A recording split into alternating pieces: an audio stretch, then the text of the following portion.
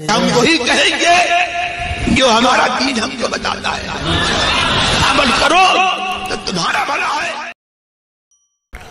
الحمدللہ رب العالمین والصلاة والسلام على سید الانبیاء والمرسلین، اما بعد فاعوذ باللہ من الشیطان الرجیم، بسم اللہ الرحمن الرحیم، ان اللہ وملائکتہ یصلون علی النبی یا ایہا الذین آمنوا صلوا علیہ وسلموا تسلیما، اللہم صلی علی سیدنا وشفیعنا وحبیبنا ومولانا محمد وبارک وسلم صلاۃ وسلاما علیک یا رسول اللہ صلی اللہ تعالی علیہ وسلم، والذی اوحینا الیک من الکتاب هو الحق مصدقا لما بین یدیہ ان اللہ بعبادہ لخبیر بصیر۔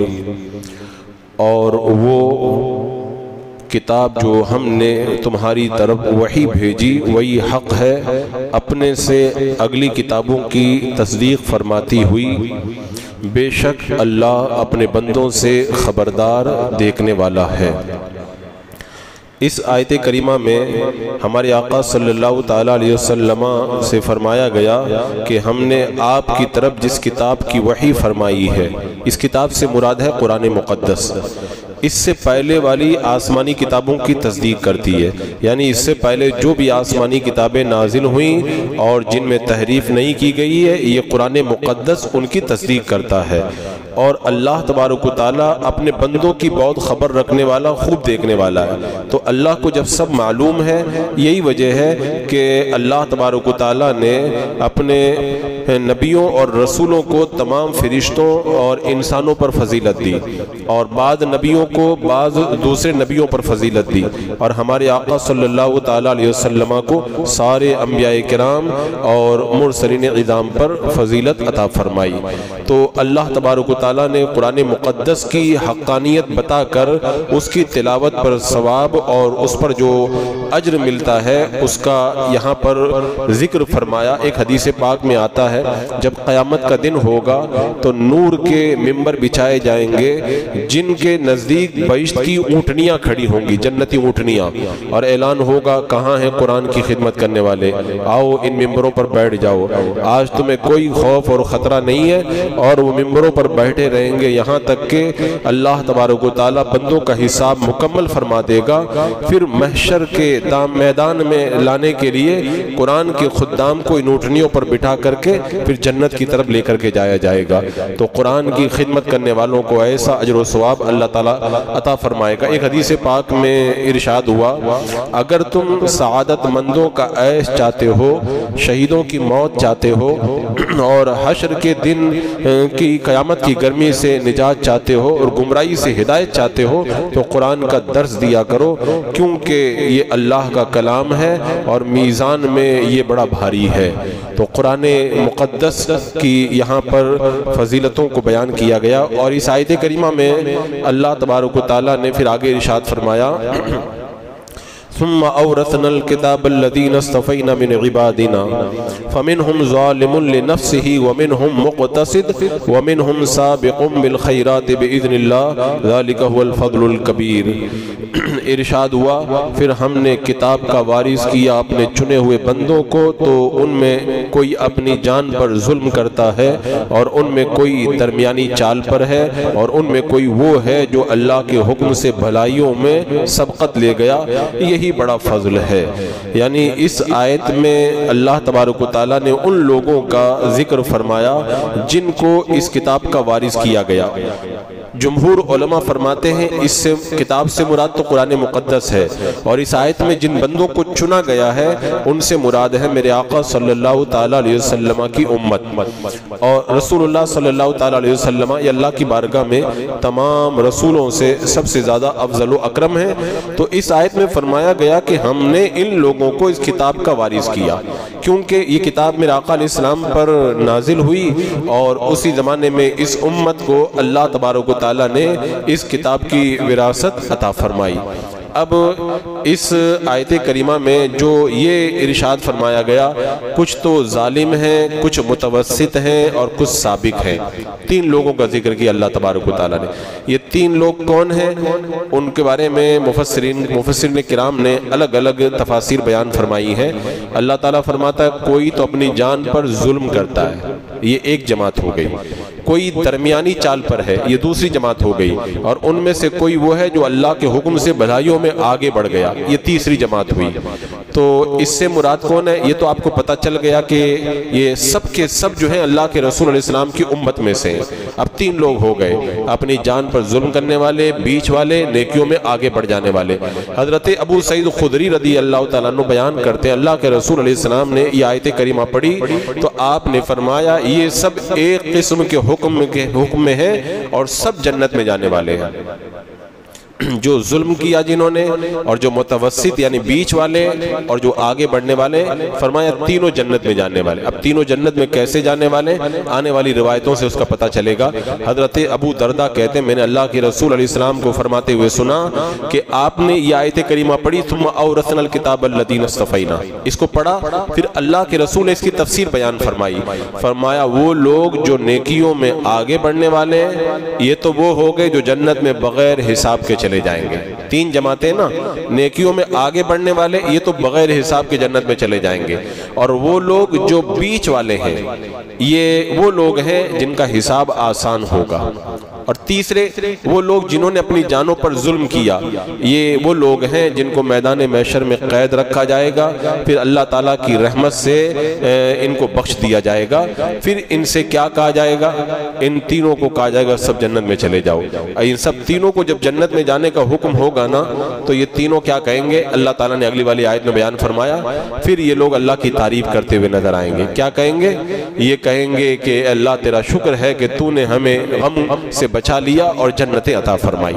اور حضرت ابو دردہ سے ایک روایت یہ ہے، فرماتے میں نے اللہ کے رسول علیہ السلام سے سنا منہم ظالم لنفسہ، یہ جو ظلم کرنے والے ہیں یہ کون لوگ ہیں؟ فرمایا اس سے مراد وہ شخص ہے جس نے اس مقام پر رنج و غم طاری کر کے جس کو جو ہے اس مقام پر رنج و غم طاری کر کے اس کے ظلم کی سزا دے دی گئی۔ یعنی یہ جنت میں ڈائریکٹ نہیں گیا، پہلے محشر میں روک دیا گیا، اور جو گناہ کیے تھے اپنے آپ پر ظلم کیا تھا اس کی اس کو سزا دے دی گئی، اب اس کے بعد میں جنت میں گیا۔ اور جو بیچ والے ہیں ان کا آسان حساب ہو گیا، اور جو آگے بڑھنے والے ہیں یہ بغیر حساب کے جنت میں چلے گئے۔ اور ایسے ہی ایک حدیث پاک میں فرمایا گیا، یہ حضرت عوف بن مالک کی روایت ہے، اللہ کے رسول علیہ السلام نے فرمایا میری امت کی 3 تہائیاں ہوں گی، یعنی امت کے 3 حصے ہوں گے۔ ایک تہائی تو وہ ہوگی جو جنت میں بغیر حساب کے چلی جائے گی، 1/3 یہ بغیر حساب کی جنت میں، اور دوسری تہائی وہ ہے جس کا بڑا آسان حساب ہوگا پھر جنت میں۔ یہ 1/3 دوسرا والا ہو گیا۔ اب تیسرا جو 1/3 امت کا حصہ بچ گیا یہ وہ ہیں جن کی خوب چھان بین ہوگی، ان کو خوب کھنگالا جائے گا، یعنی جو گناہ کرتے تھے دنیا میں خوب کھنگالا جائے گا، یہ کیوں کیا، وہ کیوں کیا، یہ کیوں کیا، وہ جب پورا ایک دم پوری تفتیش ہو جائے گی پھر فرشتے آ کر کے کہیں گے کہ اے اللہ ہم نے ان کو اس حال میں پایا یہ لا الہ الا اللہ وحدہ لا شریک کہہ رہے تھے۔ اللہ تعالیٰ فرمائے گا انہوں نے سچ کہا، میرے سوا کوئی عبادت کے لائق نہیں، ان کو جنت میں لے جاؤ۔ تو ان کو پھر جنت میں ان کو داخل کر دیا جائے گا، اور ان کے گناہ کافروں کے اوپر ڈال دیے جائیں گے، کافروں پہ ڈال دیے جائیں گے۔ تو جائیں گے تینوں جنت میں، لیکن فرق ہوگا، کوئی بغیر حساب کے جائے گا، کوئی معمولی حساب دے کے جائے گا، اور ہم جیسے گنہگاروں کو اگر اللہ نے فضل فرمایا تو چھان بین تو ہوگی لیکن اس کے بعد میں اللہ جنت عطا فرما دے گا۔ تو اللہ کے رسول علیہ السلام نے اس کو پڑھا اور اس کے بعد میں فرمایا کہ اس آیت میں اللہ تبارک و تعالیٰ نے میری امت کی 3 قسمیں بیان فرمائی، 3 قسمیں، ان میں سے بعد اپنی جان پر ظلم کرنے والے، یہ ظلم کرنے والے وہ لوگ ہیں جن کی خوب تفتیش ہوگی، خوب کھنگالا جائے گا، اور بعد جو ہیں بیچ والے ان کا بڑا آسان حساب ہوگا، بعد نیکیوں میں اللہ کے اذن سے آگے بڑھ جانے والے جو بغیر حساب اور بغیر عذاب کے جنت میں داخل کر دیے جائیں گے۔ پھر میرے آقا نے ارشاد فرمایا سب لوگ جنت میں جائیں گے، کوئی فرق نہیں کیا جائے گا، یہ اللہ کا فضل ہے، اللہ سب کو جنت عطا فرما دے گا۔ اور یہاں پر حضرت عائشہ رضی اللہ تعالیٰ عنہ نے اس آیت کریمہ کی تفسیر بڑی پیاری بیان فرمائی. وہ فرماتے ہیں سابق یعنی نیکیوں میں آگے بڑھنے والے. سابق یہ وہ ہیں کہ اللہ کے رسول علیہ السلام کی زندگی میں گزر گئے اور آپ نے ان کو جنت کی شہادت دے دی. یعنی میرے آقا نے جن کو جنت کی بشارت دے دی نا, یہ بغیر حساب کے جانے والے. پھر حضرت عائشہ کہتی ہے مقتصد بیچ والے, یہ وہ لوگ ہیں جس نے ان صحابہ کے پیروی کی اور ان کے جیسے عمل کیے اور ان کے اوپر انہی کے ساتھ میں جا کر کے مل گیا. یعنی جو میرے آقا نے بشارت دی وہ تو ایک نمبر پہ آ گئے, اور جو ان کے نقش قدم پہ چلنے والے وہ بیچ والے ہو گئے. اب رہ گئے تیسرے والے ظالم. فرمایا وہ میری اور تمہاری طرح. یہ حضرت عائشہ کی خاکساری عاجزی ہے, اپنے آپ کو تیسرے والے میں شمار کر رہی ہیں, ورنہ ہمیں امید اللہ کی رحمت سے اللہ تعالیٰ حضرت عائشہ کو پہلے درجے میں جنت عطا فرمائے گا. فرمایا تیسرے والے تو میری اور تمہاری طرح ہیں جس نے ہماری اتباع کی. حضرت عائشہ نے فرمایا یہ سب جنتی ہیں, سب جنتی ہیں. تو ان احادیث سے یہ پتہ چلا کہ اللہ تبارک و تعالیٰ نے, یہ اللہ کے رسول علیہ السلام نے بتا دیا کہ آپ کی امت میں جو جانوں پر ظلم کرنے والے یعنی گناہ کرنے والے ہیں, اور بیچ والے یعنی جو نیکیاں بھی کرتے ہیں اور گناہ بھی کرتے ہیں, اور وہ تیسرے والے جو نیکیوں میں بڑے آگے بڑھنے والے ہیں, سب کے سب جنت میں جائیں گے. اور اللہ تبارک و تعالیٰ ان کو کیسی جنتیں عطا فرمائے گا, اگلی آیت میں اللہ تبارک و تعالیٰ نے اس کو بیان فرمایا. یہ لوگ کیسے جنت میں جائیں گے؟ فرمایا کہ جنات عدن يدخلونها يحلون فيها من اساور من ذهب ولؤلؤا ولباسهم فيها حرير.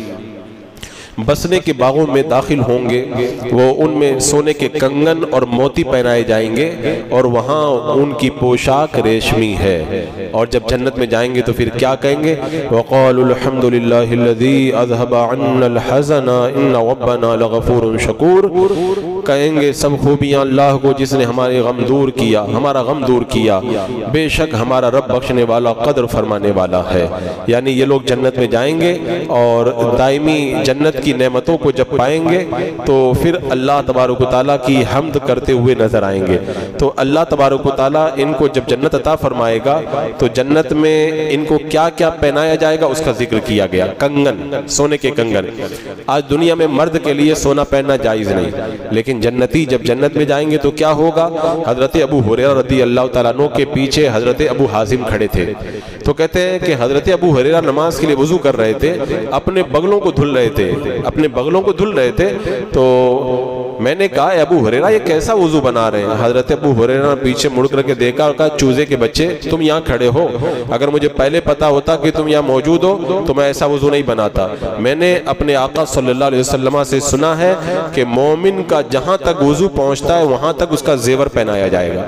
یعنی حضرت ابو ہریرہ ایک دم یہاں تک ہاتھ دھلا, اوپر ہم تو کونی تک دھلتے ہیں نا, انہوں نے بغل تک پورا پورا ہاتھ دھل دیا. تو پیچھے سے انہوں نے لقمہ دیا, اتنا ہاتھ دھل رہے ہیں, کہا مجھے کیا پتا تم کھڑے ہو, مجھے معلوم ہے میرے آقا نے بتایا جتنا زیادہ ہاتھ دھلو گے جنت میں اتنا ہی زیادہ سونے کا کنگن پہنایا جائے گا. تو جنتی جب جنت میں جائیں گے نا, اعضائے وضو پہ اللہ تعالیٰ انہیں سونے کے کنگن پہنائے گا. حضرت ابو امامہ کہتے ہیں اللہ کے رسول علیہ السلام نے فرمایا جس نے دنیا میں ریشم کو پہنا وہ اس کو آخرت میں نہیں پہنے گا. دنیا میں اللہ نے ریشم کا کپڑا مرد کے لیے حرام کیا, اگر کوئی یہاں پہ پہنتا جنت میں نہیں جائے گا, اور جو نہیں پہنتا بچتا ہے جنت میں جائے گا, اللہ اس کو جنت میں ریشم کا کپڑا پہنائے گا. اور حضرت ابو امامہ کہتے ہیں اللہ کے رسول علیہ السلام نے اہل جنت کے زیوروں کا ذکر کیا. فرمایا ان کو سونے اور چاندی کے کنگن پہنائے جائیں گے جن میں موتی اور یاقوت جڑے ہوئے ہوں گے, اور ان پر بادشاہوں کی طرح تاج ہوں گے. ان کے چہرے بغیر داڑھی کے ہوں گے, ان کی آنکھوں میں سرما لگا ہوا ہوگا. سرما لگا نہیں ہوگا, سرمگی آنکھیں ہوں گی. یعنی سرما لگانے سے آنکھیں جیسے خوبصورت لگتی ہے نا, ویسے آنکھیں ہوں گی. اب جنت کی خوبصورتی تو ایک الگ مکمل ٹاپک ہے. یہاں پہ میرے آقا علیہ السلام نے بتایا کیسے موتی یاقوت کے ان کو کنگن پہنائے جائیں گے, کیسا بادشاہوں والا تاج. یہ خالی سمجھانے کے لیے ہے, ورنہ بادشاہوں نے ایسا تاج تو کبھی خواب میں بھی نہیں دیکھا ہوگا جو اللہ تعالیٰ جنت میں جنتیوں کو عطا فرمائے گا. اور ان کی آنکھیں بڑی خوبصورت ہوں گی اور چہرے بڑے خوبصورت لگ رہے ہوں گے. دنیا میں تو داڑھی نہ رکھے تو بندہ گنہگار ہو جاتا ہے, لیکن جنت میں داڑھی ہوگی نہیں, چہرہ چمکے گا, چہرے میں چہرہ نظر آئے گا. اللہ تعالیٰ ایسا جنتیوں کو مقام عطا فرمائے گا. اور وہ کیا کہیں گے, اللہ کا شکر ہے جس نے غم کو دور کر دیا. ہمیں کوئی خوف نہیں، اللہ نے ہمیں دنیا اور آخرت کے غم سے بچا کر کے رکھا ہے۔ یہ جنت کی نعمتوں کا ذکر حضرت عبداللہ ابن عمر کہتے ہیں اللہ کے رسول علیہ السلام نے فرمایا لا الہ الا اللہ پڑھنے والوں پر نہ قبروں میں وحشت ہوگی نہ محشر میں وحشت ہوگی۔ گویا کہ میں لا الہ الا اللہ پڑھنے والوں کے ساتھ میں ہوں۔ فرمایا وہ اپنے سروں سے گرد جھاڑتے ہوئے اٹھ رہے ہیں، یہ کہہ رہے ہیں اللہ کا شکر ہے جس نے ہم سے غموں کو دور کر دیا۔ میرا آقا فرماتے ہیں میں دیکھ رہا ہوں وہ قبروں سے نکل رہے ہیں، اپنی مٹی کو جھاڑ رہے ہیں، کہہ رہے ہیں اللہ تیرا شکر ہے غموں کو تو نے دور کر دیا۔ اللہ غم بھی دور کر دے گا، نعمتیں بھی عطا فرمائے گا۔ اور حضرت عبداللہ ابن عمر کہتے ہیں اللہ کے رسول علیہ السلام نے فرمایا لا الہ الا اللہ پڑھنے والوں کو نہ موت کے وقت گھبراہٹ ہوگی نہ قبروں میں نہ حشر میں۔ گویا کہ میں ان کو سور پھونکے جانے کے وقت دیکھ رہا ہوں، اپنے سروں سے مٹی جھاڑتے ہوئے کہہ رہے ہیں الحمدللہ الذی اذھب عنا الحزن۔ اس آیت میں فرمایا گیا نا وہ قیامت میں کہیں گے اللہ تیرا شکر ہے تو نے غم کو ہم سے دور کر دیا۔ میرا آقا فرماتے ہیں قبر سے اٹھتے ہی اللہ کا شکر ادا کرنے لگ جائیں گے، اور پھر اللہ تبارک و تعالیٰ انہیں جنتوں کی نعمتیں عطا فرمائے۔ وہ کہیں گے ہمارا رب بڑا بخشنے والا بڑا مہربان ہے، وہ کہیں گے اللہ نے ہم پر بڑا کرم کیا، ہمارے اعمال اس قابل نہیں تھے کہ ہم کو جنت مل جاتی، یہ جو دیا اللہ نے اپنے کرم سے دیا۔ جنت میں کوئی اپنے اعمال کی وجہ سے نہیں جائے گا، جو بھی جائے گا اللہ کے کرم سے جائے گا، ورنہ ہمارے اعمال سارے کے سارے ایک پلڑے میں رکھ دیے جائیں، اللہ کی ایک معمولی نعمت کو دوسرے پلڑے میں رکھ دیا جائے نا تو اللہ کی نعمت کا مقابلہ سارے اعمال نہیں کر سکتے۔ حضرت عائشہ رضی اللہ تعالیٰ عنہ بیان کرتی ہیں کہ اللہ کے رسول علیہ السلام نے فرمایا ٹھیک ٹھیک صحیح صحیح عمل کرو اور یقین رکھو تم میں سے کسی کو اس کا عمل جنت میں داخل نہیں کرے گا۔ اللہ سب سے زیادہ پسندیدہ وہ عمل ہے جو دائمی ہو اگرچہ کم ہو، بندہ روزانہ کرے تھوڑا سا کرے، اللہ کو یہ زیادہ پسند ہے۔ ایسا نہیں کہ آج تو قرآن کے 10 پارے پڑھ دیے اور اس کے بعد میں ایک ہفتے تک قرآن اٹھا کر کے نہ دیکھ، اللہ کو یہ پسند نہیں۔ اللہ کو یہ پسند تم روز ایک پارہ پڑھو لیکن روزانہ پڑھو، 100 مرتبہ سبحان اللہ پڑھو لیکن روزانہ پڑھو، ایک دن 1,00,000 مرتبہ تسبیح پڑھ دو پھر سال بھر تک تسبیح کو ہاتھ بھی نہ لگاؤ، اللہ کو یہ پسند نہیں، یہ پسند ہے کہ روزانہ پڑھو تم۔ اور پھر جنت میں جب جائیں گے تو ان کا حال کیا ہوگا، اللہ تبارک و تعالیٰ نے یہاں پر بیان فرمایا کہ وہ اللہ کا شکر ادا کریں گے، کہیں گے الذی احلنا دار المقامت من فضلی لا یمسنا فیہا نصب ولا یمسنا فیہا لغوب۔ وہ کہیں گے وہ جس نے ہمیں آرام کی جگہ اتارا اپنے فضل سے، ہمیں اس میں نہ کوئی تکلیف پہنچے نہ ہمیں اس میں کوئی تھکان لائق ہو، یعنی اس کو دنیا وہاں پر جنت میں نہ جسمانی تھکاوٹ ہوگی نہ روحانی تھکاوٹ ہوگی۔ دنیا میں عبادت کی وجہ سے آدمی کا جسم تھک جاتا تھا، نفسانی خواہشات کو ترک کر دینے سے نفس کو غم لائق ہوتا تھا، لیکن اللہ جنت میں اس کی جزا یہ دے گا نہ جسمانی تھکاوٹ ہوگی نہ روحانی تھکاوٹ ہوگی۔ کیا کہا جائے گا کلوا واشربوا ہنیئا بما اسلفتم فی الایام الخالیہ، کہا جائے گا خوشی سے کھاؤ پیو کیونکہ تم نے گزشتہ زمانے میں نیک کام کیے۔ اللہ تعالیٰ فرمائے گا نیک کام کیے نا، آج خوب کھاؤ پیو، آج تمہیں کوئی غم نہیں، کوئی تکلیف تمہیں نہیں ہوگی، اللہ کی نعمتوں سے آج تم خوب مالا مال ہو جاؤ۔ تو بندہ اتنی نعمتیں پائے گا اور پھر اس کا حال کیا ہوگا، اللہ اکبر کبیرہ۔ ایک روایت کے اندر فرمایا گیا کہ اس میں کوئی تھکان اور کوئی تھکاوٹ نہیں ہوگی، خوشی ہی خوشی ہوگی۔ جنتی جنت میں جو چاہے گا اس کو ملے گا اور جانا بھی نہیں پڑے گا، جہاں بیٹھا ہوگا وہیں پر آ جائے گا، صرف تمنا کرے گا اور وہیں پر آ جائے گا۔ اور حضرت ضحاک کہتے ہیں کہ جب جنتی جنت میں داخل ہوں گے تو جنت کے خادم ان کو ملیں گے، ایسے خوبصورت ہوں گے جیسے موتی، اور اس کے بعد میں ملائکہ آئیں گے اور اللہ کی طرف سے ان کو ہدایہ اور تائب پیش کریں گے اور ساتھ ہی میں جنت کے حلے پہنائیں گے۔ اور جب جنتی جنت میں داخل ہونے کا ارادہ کریں گے فرشتے کہیں گے رکیے، اس کے بعد میں ان کو جنت کی انگوٹھیاں پہنائی جائیں گی، ان کے پاس 10 انگوٹھیاں ہوں گی، اللہ تبارک و تعالیٰ کی طرف سے یہ تحفہ ہوگا۔ دنیا میں کوئی انگوٹھی تحفے میں دے کتنی پیاری دے گا، وہ تو ایک الگ چیز ہے، اللہ جو انگوٹھی تحفے میں دے گا کتنی پیاری ہوگی اس کا کوئی کیا اندازہ کرے۔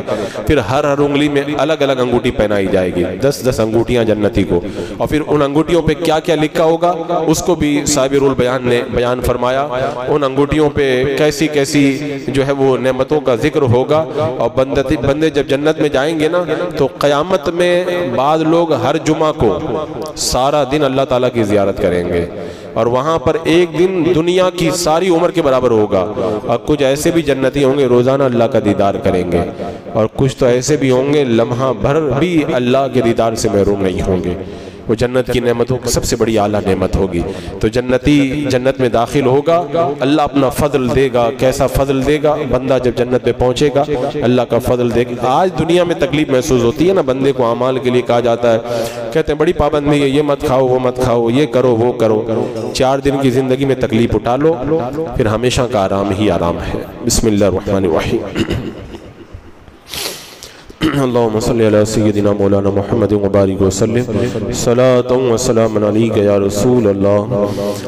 یا اللہ یا رحمان یا رحیم یا رب العالمین. اپنے محبوبین کے صدقے میں مولا اعمال صالحہ کی توفیق عطا فرما. اے اللہ ہر گناہ ہر برائی سے محفوظ و معمون فرما. اے اللہ ایمان پہ زندگی ایمانی پر خاتمہ نصیب فرما. ربنا تقبل منا انک انت السمیع العلیم وتب علینا انک انت التواب الرحیم. ان اللہ وملائکتہ یصلون علی النبی یا ایھا الذین آمنوا صلوا علیہ وسلموا تسلیما. اللہم صلی علی سیدنا و شفیعنا و حبیبنا و مولانا محمد مبارک وسلم. صلاۃ و سلام علیک یا رسول اللہ. سبحان ربک رب العزت عما یصفون و سلام علی المرسلین والحمد للہ.